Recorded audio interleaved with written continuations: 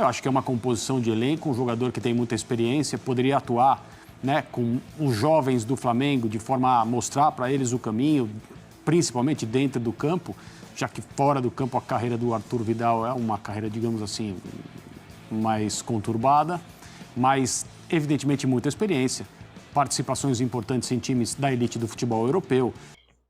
E aí, galera, bem-vindo ao canal. Vamos ver aqui a preparação do Flamengo, né, para o jogo contra o Atlético Paranaense. E a relação à novidade do Claudinho, né, como é que tá a negociação do Flamengo com o Zenit, né? O Flamengo fez a proposta, o Zenit recusou, depois voltou atrás e parece que avançou a negociação. Se é novo por aqui, por favor, não esqueça de deixar o like e acesso, no canal vai ajudar bastante. Crédito SPN, o link vai estar na descrição. Próximo vídeo. Inclusive, né, desfalcando a equipe do Flamengo aí nos próximos jogos. Isso a gente vai falar também da saída do Vidal, vai falar da proposta do Claudinho, mas vamos começar colocando na tela para você, fã de esportes, para você acompanhar com a gente um pouquinho aí dos números do Alan nesse Galo, né, que em muitos momentos ele foi muito elogiado no Galo. Chega aí, ó, ele foi titular pelo Galo em 8 jogos em 2023, 72,4 minutos por jogo e nenhum gol, mas esses são os números do Alan, que como ele mesmo disse ali, ficou fora um bom tempo por conta de contusão e tudo mais, mas chega para ser titular, André, qual o status do Alan nesse Flamengo? É difícil falar sobre o status, eu acho que ele deve ser titular, ou deve ser considerado titular. A questão é complexa porque na cabeça desse técnico que a gente acabou de ouvir ali num trecho da entrevista, no material do Pedro, a coisa do titular não é uma garantia de atuação em todas as partidas pela maior parte do tempo, substituído ali ao final, não. Ele trabalha com essa titularidade em um número maior do que 11 jogadores, porque ele entende que é preciso fazer esse tipo de movimento para que o time tenha a condição de competir nas diferentes frentes nas quais o Flamengo está. Mas é óbvio que ele tem futebol para ser considerado titular, para pleitear essa vaga. É assim, uma transação, eu digo no sentido de o tempo que ele demorou para sair do Atlético e encontrar um local onde ele gostasse de jogar, porque a ideia de sair do Atlético para mim estava clara pelas declarações e pela forma de é Palmeiras, é Flamengo, para onde vai? Ali ele não queria ficar. Também deve estar mexendo um pouco com a cabeça dele no sentido de se motivar para que essa fase de incertezas fique para trás e ele se encaminhe por um período melhor. Futebol para jogar como titular no Flamengo, evidentemente ele tem. Quem são os nomes que ele rivaliza nesse Flamengo? Com que status, com que tamanho ele chega para justamente rivalizar com esses nomes ali do Flamengo? Chega grande, sim. Chega grande porque o técnico gosta muito dele, sempre bom lembrar. Foi o Sampaoli que indicou o Alan para o Atlético Mineiro. O Alan estava no Fluminense, pertencia ao Liverpool da Inglaterra, né? Emprestado ao Fluminense. O Sampaoli pediu, o Galo foi lá e contratou. Então ele chega com moral perante o técnico. E o jogador que vem ocupando o espaço que o Alan tem como ocupar no time do Flamengo, não vive o seu melhor momento no clube, que é o Thiago Maia, né? O Thiago Maia de 2022, o Thiago Maia do Dorival Júnior, era um Thiago Maia superior ao Thiago Maia de 2023. Então o Alan chega com todo esse predicado. A questão é que o Sampaoli não é um cara de repetição de esquema, de time. Ele está sempre mexendo, é a maneira que ele trabalha. Mas dentro daquilo que o Flamengo tem de opção, dentro da maneira que ele vem colocando o time do Flamengo para jogar, assim, eu vejo hoje um tripé de meio campo com Alan, Eric Pulgar e Gerson como o ideal para o Flamengo. E aí, à frente desses três jogadores para se escolher. O Arrascaeta, certamente, tendo condições. Aí você tem Gabriel ou Pedro, Everton Ribeiro ou Luiz Araújo ou Bruno Henrique, mas eu acho que esse é o caminho. Dá para montar com mais desses jogadores à frente? Dá. Mas o Flamengo, nas mãos do Sampaoli, rendeu melhor com o Gerson como terceiro homem do que com o Gerson como segundo homem, com mais meias à frente. Por isso que Alan, Pulgar, Gerson, Arrascaeta, alguém pela direita e o centroavante, Gabriel ou Pedro, quem tiver melhor, para mim é o caminho mais natural dentro do melhor que a gente viu do Flamengo nas mãos do Jorge Sampaoli. É isso, o Alan tá chegando, certo? Mas tem gente saindo também, o chileno Vidal tem rumo já, tem rumo que é justamente o Furacão. Ele rescindiu com o Flamengo e acertou com o Atlético Paranaense e o contrato vai até o final desse ano. Vamos ver os números dele na sequência aí, da passagem do Vidal pelo Flamengo, que inclusive, claro, teve uma passagem aí rápida, mas claro, também foi coroada com alguns títulos, tá? 2 títulos, um título continental e o título da Copa do Brasil, né? Copa do Brasil e Libertadores da temporada de 22. 51 jogos, 24 como titular, um aproveitamento de 63,4%, 2 gols e 3 assistências.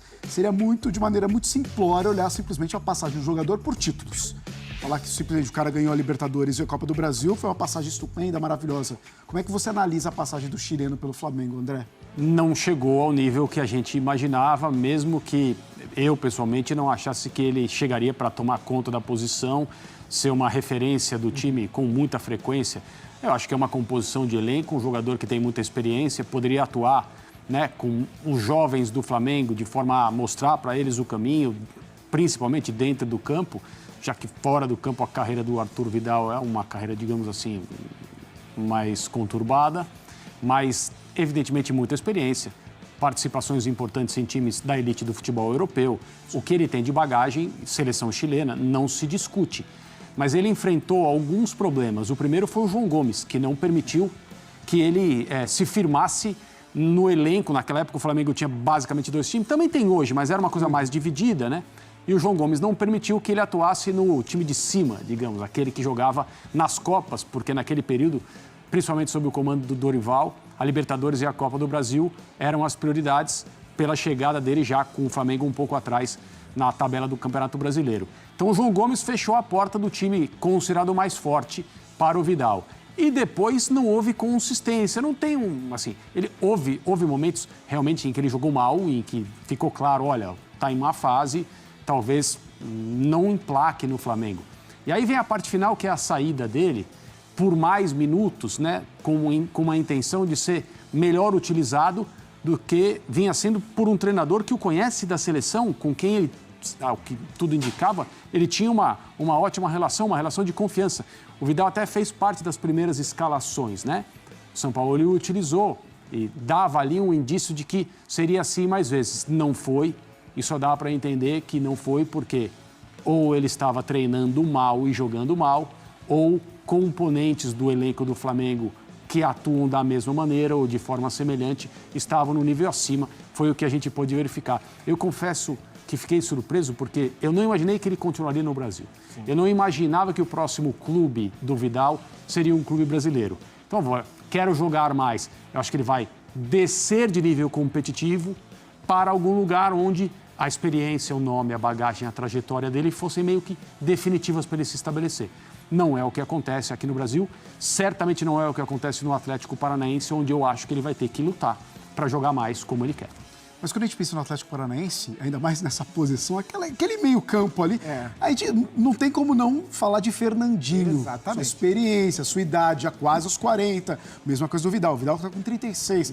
Ou seja, a escolha do Furacão, e de ambos os lados, a escolha do Vidal para ir para o Furacão e a escolha do Furacão pelo Vidal nesse momento. Se o Vidal fez a mudança acreditando que ele vai jogar seguramente, eu tenho muitas dúvidas, justamente pela estrutura do Atlético Paranaense. Assim, aí eu não discuto nome nem qualidade técnica.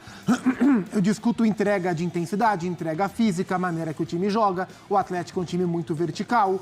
O Vidal é um jogador que no Flamengo entregou uma intensidade um pouco mais baixa. E como você falou, no meio-campo do Furacão, joga o Fernandinho. E vai jogar o Fernandinho, ponto. Acho difícil que esse meio-campo se mantenha consistente como deveria, como precisa, com Fernandinho e Vidal, muitas vezes, o tempo inteiro. Então, assim, hoje eu vejo o Vidal mais como uma peça de elenco, de rotação de elenco, talvez uma das primeiras na rotação, o que ele não era no Flamengo, do que propriamente para ser titular. Essa é a minha dúvida em relação à utilização. A passagem no Flamengo foi sem brilho algum, e do ponto de vista prático, para a utilização do Sampaoli ou para o olhar do torcedor, vai fazer pouca falta, porque ele entregou mais o nome do que propriamente bola. Continuando falando a respeito do mercado da bola e mercado do Flamengo, Indiscutível, sempre quando o Flamengo precisar dos seus melhores jogadores, das suas melhores figuras. Se vier, né? Se vier. Então, negociar com o Zenit, com os clubes russos de maneira geral, mas com esse nível de clube que é muito ativo no mercado, que contrata muito jogador brasileiro, tem planejamento econômico para vender e não sai dessa linha, porque faz parte da maneira como esses clubes sobrevivem, digamos assim. Eles operam economicamente fazendo esse tipo de negócio. Negociar com eles é muito difícil. Então, o Flamengo faz a primeira proposta. Pode ser o início de uma conversa que vai chegar a um bom termo para todo mundo e o Claudinho vai voltar ao futebol brasileiro para jogar no Flamengo, transformando-se num problema ainda maior para os concorrentes, para esse ano e para os próximos. Mas, de fato, não dá para imaginar como essa negociação vai chegar ao final. Não dá para a gente ter garantia que o Flamengo vai ser bem sucedido. Pois é, o Zenit acaba sendo a ponte justamente para jogadores para irem para outras ligas, né? A Liga Inglesa, Espanhola, mas o Zupac, o Claudinho, quando saiu daqui, o destaque era gigantesco. Craque do Brasileirão, ele saiu. Craque do Brasileirão, prêmio ESPN Bola de Prata e tudo mais. E agora, essa volta, a gente vê muitas vezes como uma volta como algo ruim para o jogador, mas às vezes acaba sendo uma volta para algo melhor, talvez. O Flamengo tem se colocado como uma opção sempre muito interessante para jogadores que estão na Europa e querem voltar ao Brasil, né? Em termos financeiros, o Flamengo paga o que vários outros clubes europeus pagam, não os times de ponta para jogadores de ponta, mas no mercado europeu médio, o Flamengo consegue brigar economicamente. Como você falou, hoje o câmbio está numa situação que favorece, né? Nesses últimos meses, favorecendo aos clubes brasileiros, no caso. Então o Flamengo é sempre uma boa opção, como ficar na Europa e partir para outro centro também depende da ambição do jogador, e isso é uma questão individual. O ponto que o André falou é interessante, porque é uma negociação que não tem como ser simples, porque estamos falando de um clube que tem dinheiro para comprar e de um clube que não tem pressa para vender e nem precisa do dinheiro para vender. Então a chance de acabar rápido é difícil, porque o que o Zenit pedir, o Flamengo tem. E o que o Flamengo puder oferecer, o Zenit não está precisando aceitar para ontem. Então vai ser um jogo de xadrez. O Flamengo tem se mostrado muito hábil, muito habilidoso para negociações de mercado. São estratégicos, são pacientes. Geralmente vem a público falar, vai ser difícil, estamos parando por aqui. Porque sabe que não parou. Porque daqui a pouco, e com o Gerson, com o Olympique de Marseille, foi a mesma coisa. O Braz falou, né, que realmente assim, não, essa negociação... Vamos com calma, tá só começando, isso aí vai demorar ainda. Tem o lado do atleta e o Flamengo conta com que o atleta vai conseguir dobrar o pessoal do Zenit, explicar o que é melhor para ele, o que ele quer. Então é complexo. Agora, tendo você o capital para fazer a contratação, e o Flamengo claramente tem, vale a pena. Porque o Claudinho chega e vira titular em qualquer time do futebol brasileiro. Ele escolhe um time, chega, pega a camisa, veste e joga. Porque o Claudinho é um jogador de seleção brasileira, é um jogador jovem, é um jogador valorizado, um jogador que, se o Flamengo quiser revender, tem revenda, embora não seja essa a motivação de mercado do Flamengo. Então, assim, vale. É um tremendo jogador, mas não me parece um negócio que vai ser resolvido de um dia para o outro, não. Aliás, a partida do Flamengo contra o... E aí, galera, espero que tenham gostado do vídeo. Só confirmando aqui, né, o GE acabou de postar aqui que o Flamengo fez a primeira oferta pelo Claudinho, né, o Zenit, por 80 milhões. Só que o Zenit recusou. Aí depois voltou atrás novamente e continuaram a oferta. Só que o Zenit tá pedindo para o Flamengo aumentar um pouco a coisa, entendeu? Aí o Flamengo tá fazendo alguns reajustes para poder mandar a nova proposta. Mas, pelo que eu vi, creio que vai dar tudo certo. Coloque nos comentários, já sabe o que você acha dessa contratação. E também seu palpite pro jogo contra o Flamengo. O link vai estar na descrição. Valeu.